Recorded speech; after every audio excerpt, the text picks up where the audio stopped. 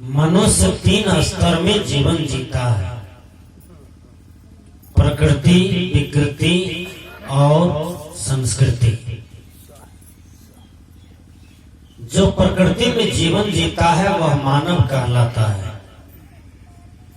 जो विकृति में जीवन जीता है वह दानव कहलाता है, और जो संस्कृति में जीवन जीता है वह देवता कहलाता है। देवता, दानव मानव का ही रूप होता है। देवता का घर आकाश में नहीं है, देवता का घर चंद्रमा में नहीं है, देवता का घर सूरज में नहीं है, देवता का घर मट्टी के खंभा में नहीं है, देवता का घर पीपल गाछ में नहीं है, देवता का घर काशी में नहीं है, देवता का घर मथुरा में नहीं है, देवता का घर मंदिर मस्जिद में नहीं है। देवता का घर यही शरीर के अंदर में है। संस्कृत के विद्वान ने कहा, शरीर शिवालय प्रोक्ता। शरीर शिवालय है और इसमें जो रहने वाला चेतन है वह शिव है। समझ में आ गया हो कि देवता हमारे अंदर में ही बसते हैं, हमारे अंदर में ही रहते हैं। जिनको एक शब्द में कहा जाए उनका नाम है चेतन, उनका नाम है आत्मा। यही देवता होता है। लोग भरमवश देवता को जहां तहां खोजते हैं और गुरुआ के ज्ञान में फंस करके देवता को जहां तहां मान रखे हैं, मान बैठते हैं। एक छोटी सी बात मैं कहता हूं, एक छठ पूजा आप करते हैं। छठ पूजा में कदवा भात करते हैं,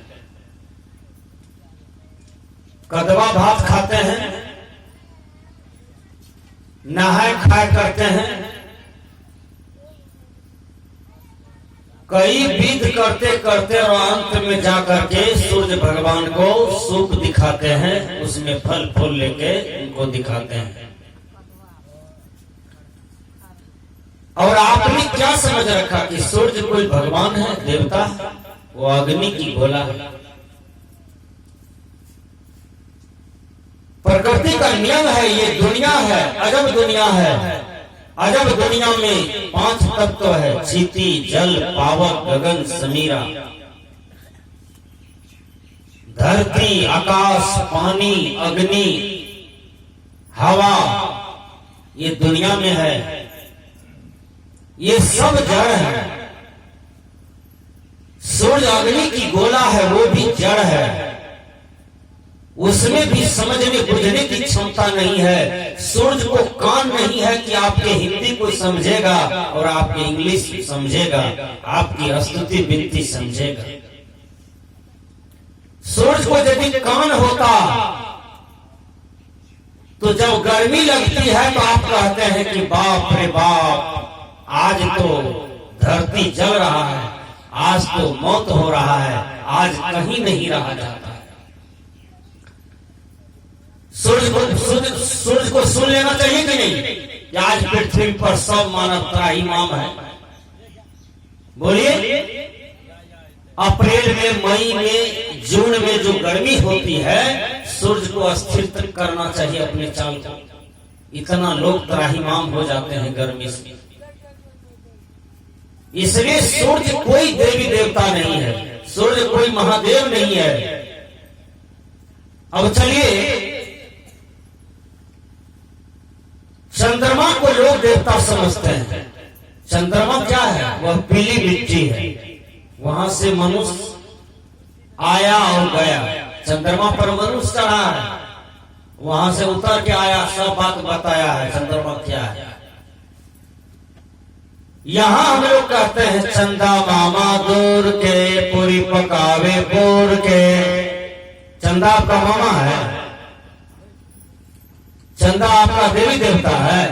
नहीं, चंदा एक पीली मिट्टी है जो सूरज के प्रकाश से चार्ज होता है, चंद्रमा, और उसकी रोशनी जो है वह शीतलता है, वह छायादार है, ठंडापन है, उसमें गर्मी नहीं है। चंद्रमा को भी कान नहीं होता, आंख नहीं होता, पैर नहीं होता जो वो चलेंगे, गतिमान होंगे, वो सुनेंगे। चंद्रमा भी जड़ है। और मैं निवेदन करता हूं, आकाश में आप तारे को देखते हैं जो सूरज से भी ऊपर में है तारा। ध्यान से सुनिए, ये दुनिया में सबसे बड़ा है पृथ्वी, पृथ्वी से बड़ा है चंद्रमा, चंद्रमा से बड़ा है सूरज, और सूरज से बड़ा है तारा। तारे से बड़ा आज तक कहीं कुछ नहीं है।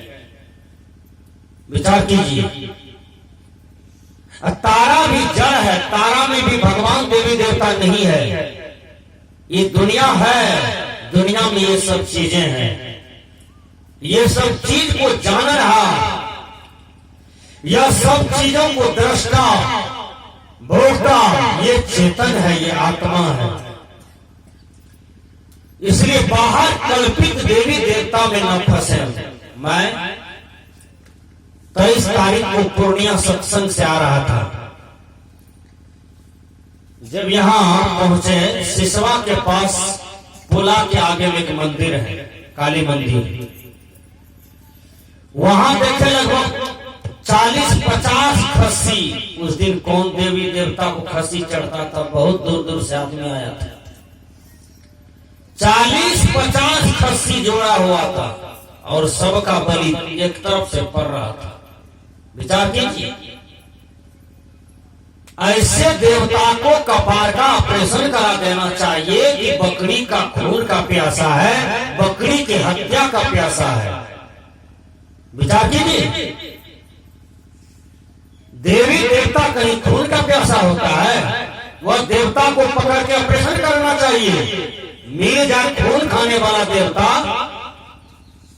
जीवन छीनने वाला देवता, तो ऐसे देवता को पकड़ के बांध के बहुत मार मारना चाहिए, तब दिमाग का ऑपरेशन करना चाहिए। विचार कीजिए, बकरी क्या बिगाड़ा है? जो बकरी का बलि देते हैं देवता के आगे में, मट्टी के थुम्भा के आगे में कंकर पत्थर का देवता बना के खड़ा कर दिए हैं गाछ के पास, और वहां जाकर के बकरी को बलि चढ़ाते हैं। ये किसने बता दिया आपको? सदगुरु कबीर कहते हैं, जीव मति मारो बापुरा, सबका एक प्राण, हत्या कबहू न छोटी है, जो कोटि न सुन पुराण। बलि देना चाहते हैं तो रावण अपना मत्था का बलि देता था शंकर भगवान के पास। आप यदि बलि देना चाहते हैं तो अपना ही मुंडा का बलि देके देखिए तो कैसा लगता है। दीजिएगा? अपना बेटा का बलि दीजिएगा? अपना नाती पोता का बलि दीजिएगा? क्यों? वो आपका अपना जो है, बकरी अपना नहीं है, मुर्गी खस्सी अपना नहीं है, उस पर आपको दया नहीं लगेगा? सजनों, आप एक दूसरे जीव के साथ गलत काम करते हैं। आप एक दूसरे जीव को दुख देते हैं, सताते हैं, अपना खुशी के लिए, अपना सुखी होने के लिए, लेकिन नहीं हो पाइएगा। किसी को सता करके आप सुखी हो जाइएगा, ये प्रकृति का नियम नहीं है। कबीर साहब ने कहा, चाहत सुख दुख संग न छाड़ा, चाहते हो सुख और कर्म करते हो दुख वाला, नहीं होगा। चाहते हो गेहूं खेत में, लगाए हो खेत में गेहूं मिलेगा धान, लगाए हो खेत में बबूल मिलेगा आम, नहीं मिलेगा, भोगना पड़ेगा। इसलिए हमने कहा कि ये सब जड़ है, ये देवी देवता नहीं है। आप समझिए कि देवी देवता कौन है। मैंने कहा प्रकृति, विकृति और संस्कृति, ये तीन स्तर में मनुष्य जीता है। जो प्रकृति में जीता है वो मानव कहलाता है। आप मानव हैं, मानवीय गुण में आइए भैया। पशु अपने गुण में है, पक्षी अपने गुण में है, कीड़ा अपने गुण में है, पिल्लू अपने गुण में है, मनुष्य अपने गुण में नहीं है। मनुष्य आज 95% अपने गुण में नहीं है। सदगुरु कबीर कहते हैं मानुष होए के ना मुआ, मुआ से डांगर ढोर। अरे भैया, मानव जीवन पाए हो तो मानवता को धारण करके शरीर का त्याग करो। डांगर ढोर वाला जीवन जीते हो, विचार कीजिए। पशुवत जीवन जीते हैं। गुरुदेव कबीर कहते हैं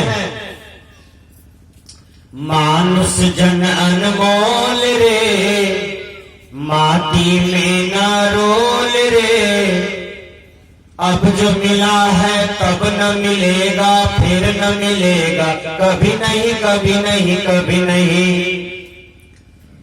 हे मानव, आपका जीवन अनमोल है, इसलिए इसको खीरा मत समझो, मट्टी मत समझो, इसको बालू मत समझो, कंकर पत्थर मत समझो। मानव जीवन बहुत कीमती है, मानव जीवन का बहुत मूल्य है। इसलिए मानव को मानव रहना चाहिए, इंसान को इंसान रहना चाहिए। सदगुरु कबीर ने कहा 5 तत्व का पुतला देवे खेले माही। 5 तत्व के पुतला में जो आप चेतन है, आत्मा है, वो आप है। चेतन आत्मा जो है, यह जब कुकर्म करता है कि यह दानव बन जाता है। यही आत्मा जब संस्कृति में आकर के साधना करता है तो यही आत्मा देवता हो जाता है। इसलिए मानव को मानव बनना चाहिए, मानव को मानव हो जाना चाहिए। ध्यान दीजिए, जब भी आप मानवता गुण से परे हैं, अलग हैं, तब यदि आप मानवीय गुण में हैं तब कहीं दिक्कत नहीं है। मानवीय गुण में क्या है? सबसे पहले आपका आहार ठीक हो, आपका व्यवहार ठीक हो, आपका विचार ठीक हो, इसको मानवीय गुण कहते हैं। मनुष्य जब पैदा लेता है तो दूध पीते हुए पैदा लेता है, माँ का दूध खोजता है, मांस मछली खोजता है। कोई बच्चा जो जन्म लेता है मांस मछली मांगता है मां से, क्या मांगता है? दूध। बाद में मनुष्य जो है वह मांस मछली मांगता है, मांस मछली खाना सीख जाता है। ये मानवीय गुण नहीं है, ये दुर्गुण है। मैं पूछता हूं, आपके मुंह में हाफी आता है, हाफी में दोनों गलफर अलग हो जाता है। ये हाफी में कहीं आपको मुंह में मक्खी घुस जाए, मक्खी, कैसा लगेगा आपको? घिन लगता है ना कि मेरे पेट में मक्खी चला गया। कभी का नाक के छेदे के करके मक्खी चला जाता है अंदर, वो नहीं निकल पाता है। सही बात है। तो विचार कीजिए कितना घिन लगता है। एक मक्खी गई मुंह में तो घिन लगता है, लेकिन याद कीजिए जिस देवी देवता के नाम पर हम बलि दे करके खाते हैं उनके मांस को, विचार कीजिए तो घृणित काम है। जब हम सर धारा अलग करते हैं तो वह मांस को देवी देवता को नहीं खा जाना चाहिए। कहाँ खाता है ये? मनुष्य आकर के खा लेता है। हमारे गांव में एक आदमी बकरा का बलि दिया, बकरी का बलि दिया, घर लाया, बहुत आदमी को खाने के लिए दिया, उसका मांस खाया, एक आदमी को नहीं दिया, लड़ाई झगड़ा हो। बाद में उस मांस के खातिर बहुत लड़ाई हुआ था। विचार कीजिए। तो ये सब पागलपन है हमारे समाज में। भैया देव आप हैं, दानव आप हैं, मानव आप हैं, सब कुछ आप हैं। सदगुरु कबीर कहते हैं